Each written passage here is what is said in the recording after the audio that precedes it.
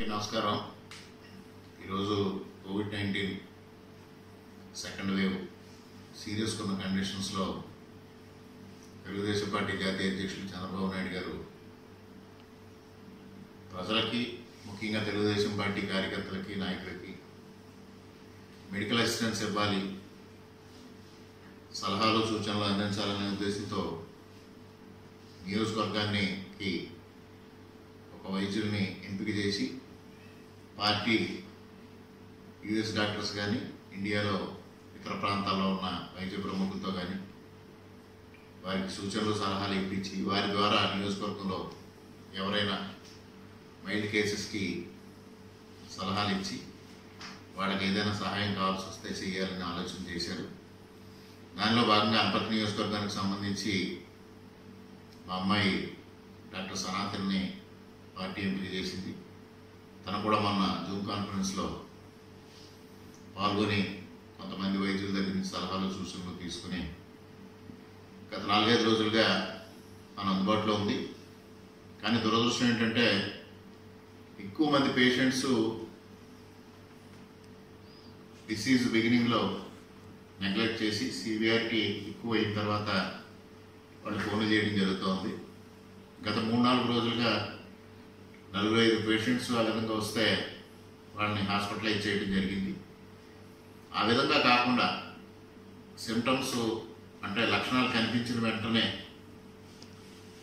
వైద్య సహాయం పొందితే వారు త్వరగా రికవర్ అయ్యే ఛాన్సెస్ ఎక్కువ కాబట్టి ఆ విధంగా చేయాలి. దానికి సంబంధించిన సూచనలు సలహాలు ఇప్పుడు డాక్టర్ సనాతని మీకు అందిస్తుంది.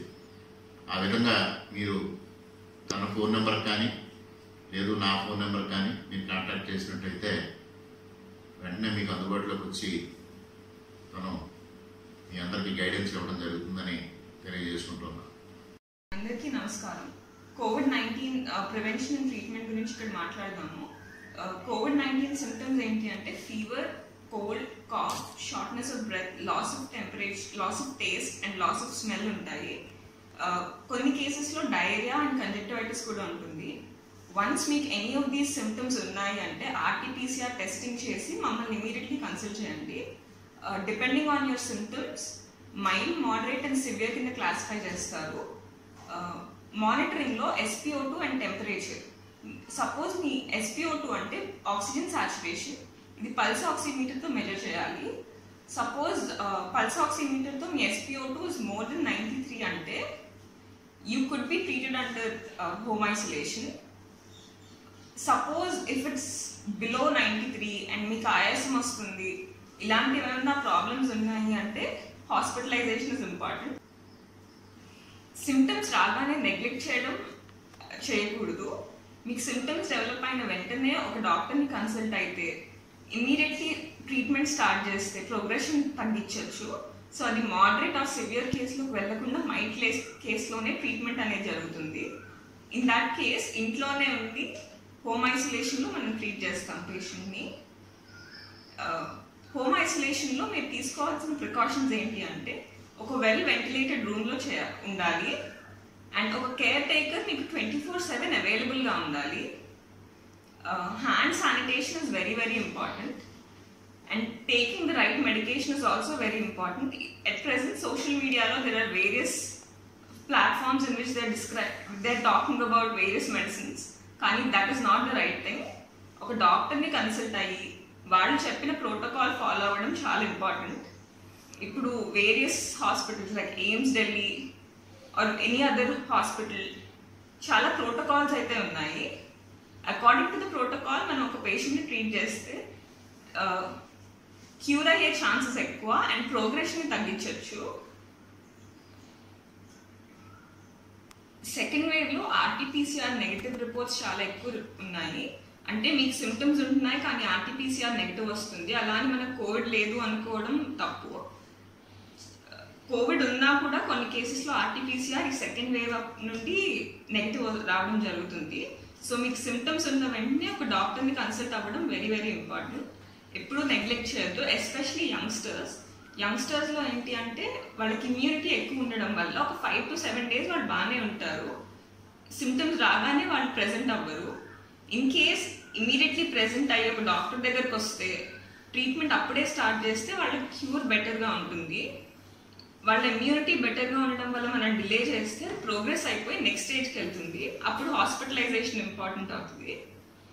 సో అసలు నెగ్లెక్ట్ చేయడం is not a good thing. And mental health, ఒకసారి కోవిడ్ వచ్చింది అనగానే మనం పానిక్ అయిపోయి టెన్షన్లో ఏదో చేసేస్తాము. అండ్ మెంటలీ స్ట్రాంగ్ ఉంటే క్యూర్ రేట్ పెరుగుతుంది. అంటే మనం ఈజీగా ట్రీట్ చేసి మనం ఫైట్ చేయగలుగుతాం డిసీజ్ని. ఇఫ్ యూఆర్ మెంటలీ వీక్ మనం దానికి కర్వ్ అయిపోతాము ఒక డిసీజ్కి. So staying strong is very very important. And steam inhalations, avoiding cold foods ఇవన్నీ చేయాలి. ఇంకా వైటమిన్ సి రిచ్ డైట్ అంటే గ్వావా, ఆమ్లా, ఉసిరికాయ, ఆరెంజెస్, క్యాబేజ్ ఇలాంటి వైటమిన్ సి రిచ్ ఫుడ్ తినడం కూడా చాలా ఇంపార్టెంట్. కర్డ్ ఒకటి, ఫ్లూయిడ్స్ ఎక్కువ తీసుకోవాలి. ఫ్లూయిడ్స్ ఎక్కువ తీసుకోవడం వల్ల డీహైడ్రేట్ అవ్వకుండా ఉంటారు. Important aspect SpO2 measurement. SpO2 measure చేసేటప్పుడు ఫస్ట్ సిట్టింగ్ పొజిషన్లో మెజర్ చేయాలి. తర్వాత 6 minutes ఆఫ్ బ్రిస్క్ వాకింగ్ తర్వాత మళ్ళీ మెజర్ చేసి సపోజ్ మీ SpO2 మోర్ దెన్ 3% డ్రాప్ అయింది అంటే ఇమీడియట్గా ఫర్దర్ ఇన్వెస్టిగేట్ చేయడం చాలా ఇంపార్టెంట్. ఎగ్జాంపుల్, ఫస్ట్ మీకు మెజర్ చేసినప్పుడు 98 వచ్చింది అనుకోండి, 6 minutes ఆఫ్ బ్రిస్క్ వాకింగ్ తర్వాత if it's 95 then it's okay. But if it drops to 94 immediately further investigate చేయాలి. ఆర్ మీరు కన్సల్టెంట్ని, మీ ఫిజిషియన్ని కన్సల్ట్ చేయడం చాలా important. And people with comorbidities అంటే హైపర్ టెన్షన్, డయాబెటిస్ ఇవి ఉన్న వాళ్ళకి ట్రీట్మెంట్ ఇమీడియట్గా స్టార్ట్ చేయాలి. ఎందుకంటే బ్లడ్ షుగర్ షూట్ అవ్వడం ఆర్ బ్లడ్ క్లాట్స్ అవ్వడం అంటే బ్లడ్ క్లాట్ అవ్వడం ఇలాంటి కాంప్లికేషన్స్ ఉంటాయి. సో ఇమీడియట్గా మైల్డ్గా ఉన్నప్పుడు మనం ట్రీట్ చేస్తే ఇవన్నీ ప్రివెంట్ చేయొచ్చు. లాస్ట్ 2-3 daysలో నాకు కొన్ని కాల్స్ వచ్చాయి. బ్లడ్ షుగర్ షూట్ అయ్యి వాళ్ళకి ఇమీడియట్ హాస్పిటలైజ్ చేయాల్సిన అవసరం, ఆ స్టేజ్లో ఫోన్ చేస్తున్నారు. అదే మనం ఇనీషియల్లీ మేనేజ్ చేస్తే ఇవన్నీ ప్రివెంట్ చేయొచ్చు. మీకు ఎనీ హెల్ప్, ఎనీ అసిస్టెన్స్ మాకు కాల్ చేయండి. If it's mild and can be treated at home మేము అలా సజెస్ట్ చేస్తాము. ఇన్ కేస్ అవ్వదు అనుకుంటే మిమ్మల్ని ఏ హాస్పిటల్కి రిఫర్ చేయాలి, ఎక్కడ అడ్మిట్ చేయాలి మేము గైడ్ చేస్తాము. ముందు ఆలోచన చేసింది హోమ్ ఐసోలేషన్లో ఉన్న పేషెంట్స్కి ఏ విధంగా గైడ్ చేసి వాళ్ళని ప్రాపర్ డైరెక్షన్లో నడిపించి వాళ్ళని క్యూర్ చేయాలి, వాళ్ళ హెల్త్ను బాగు చేయాలని ఆలోచన చేశారు. కానీ అక్కడ పార్టీ ఆఫీస్కి కాల్ చేసే పేషెంట్లు కానీ, ఇక్కడ మా అమ్మాయికి కాల్ చేసే పేషెంట్లు కానీ కొద్దిగా సివియర్ అయిన తర్వాత కాల్ చేయడం జరుగుతూ ఉంది. దాంతో నిన్న మొన్నట్లో పార్టీ తరఫున కూడా కొన్ని నిర్ణయాలు తీసుకోవడం జరిగింది. పార్టీ కూడా ఎక్కడ అంటే చాలా హాస్పిటల్స్లో ఒక 4-5 days నుంచి మన కార్యకర్తలు కానీ ఇతర వాళ్ళు చాలా మంది సిక్ అయినప్పుడు నేను చాలా హాస్పిటల్స్తో మాట్లాడినప్పుడు ఎక్కడ బెడ్స్ దొరకని పరిస్థితి ఉంది, లేదా ఆక్సిజన్ దొరకని పరిస్థితి ఉంది. అందుకోసం పార్టీ కూడా మానిటర్ చేస్తుంది ఎక్కడెక్కడ బెడ్స్ అవైలబిలిటీ ఉంటే అక్కడంతా బెడ్స్ ప్రొవైడ్ చేయడానికి. అందువల్ల ఎవరైనా సరే లక్షణాలు కనిపించిన వెంటనే ట్రీట్మెంట్ స్టార్ట్ చేసుకుని వెంటనే క్యూర్ చేసుకుంటే మంచిగా ఉంటుంది. అది సీరియస్ అయితే హాస్పిటలైజేషన్ అయితే మాత్రం ఇబ్బందులు పెరుగుతున్నాయి.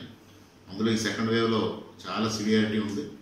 దాన్ని దృష్టిలో ఉంచుకుని ప్రతి ఒక్కళ్ళు మైల్డ్గా చిన్నగా కోల్డ్ అనిపించినా, చిన్నగా కాఫ్ అనిపించినా, లేదు చిన్నగా ఫీవర్ అనిపించినా వెంటనే కాంటాక్ట్ చేయండి.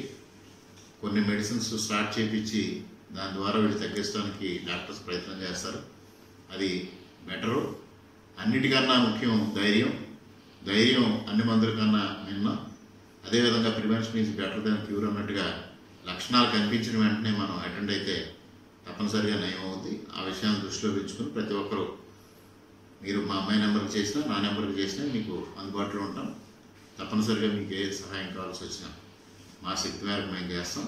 అదేవిధంగా పార్టీ సహకారం కూడా తీసుకుని మీకు బెటర్గా సర్వ్ చేయడానికి మా వంతు ప్రయత్నం మేము చేస్తామని తెలియజేసుకుంటున్నాం. అందరికీ మరొక నమస్కారం.